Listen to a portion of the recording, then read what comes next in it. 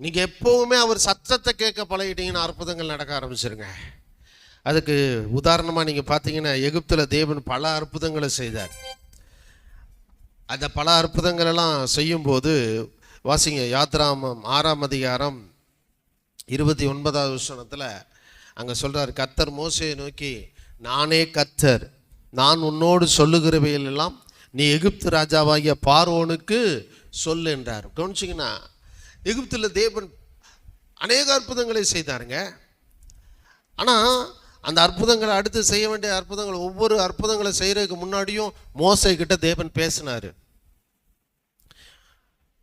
தேவனிடத்திலிருந்து அவன் அந்த வார்த்தையை பெற்றுக்கொண்டே இருந்தான். ஒவ்வொரு அற்புதம் நடந்ததுக்கு முன்னாடியும், அற்புதம் நடப்பதற்கு முன்பும், அற்புதம் நடந்ததுக்கு பின்னாடியும் தேவன் தம் செய்ய போகிறவைகளை மோசேக்கு வெளிப்படுத்தி கொண்டே இருந்தார். அவனும் மோசையும் தேவனுடைய சத்தத்தை கேட்டு அவர் என்ன சொன்னாரோ அதை அப்படியே செய்தான். மோசே அவனாக எந்த ஒரு அற்புதத்தையும் செய்யவில்லை, அவனாக ஏதாவது ஒரு அற்புதத்தை செய்வோம் என்று தெரிந்து கொள்ளவில்லை. தேவனுடைய குரலை கேட்கிறது தான். அவர் என்ன சொல்றாரு, எப்படி செய்ய சொல்றாரு, என்ன சொல்ல சொல்றாருங்கிறத அனுதினமும் கேட்டான்.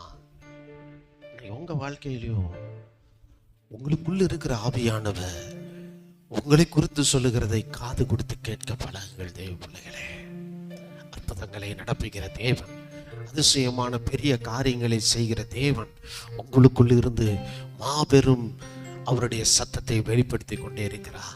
அந்த சத்தத்தை இன்று கேட்பீர்கள் என்றால் அவர் செய்ய போகிறவர்களை நீங்கள் செய்து கொண்டே இருப்பீர்கள். பாருங்க, மோசே ஒரு அற்புதம் செஞ்ச உடனே நான் அடுத்து இந்த அற்புதம் செய்ய போகிறேன் அப்படின்னு அவனா ஏதோ ஒன்று பிளான் போட்டுக்கிட்டு இருக்கல. அற்புதம் என்னங்கிறத, இன்னைக்கு இந்த அற்புதத்தை ஆண்டவர் செஞ்சுட்டாரு, அடுத்து என்ன செய்ய போகிறாரு அப்படின்னு கண்டுபிடிக்கிறதுக்காக அவன் என்ன செஞ்சான், ஆண்டவர் சமுத்திரம் போய் நின்று, ஆண்டவரே சொல்லுங்க, நீங்கள் என்ன செய்ய போறீங்கன்னு சொல்லுங்க, அதை நான் எப்படி செய்யணும்னு சொல்லுங்க அப்படின்னு போய் நின்னான் பாருங்க. ஒவ்வொரு முறையும் அவனுக்கு சொல்லி கொண்டே இருந்தார் மோசேக்கு தேவன்.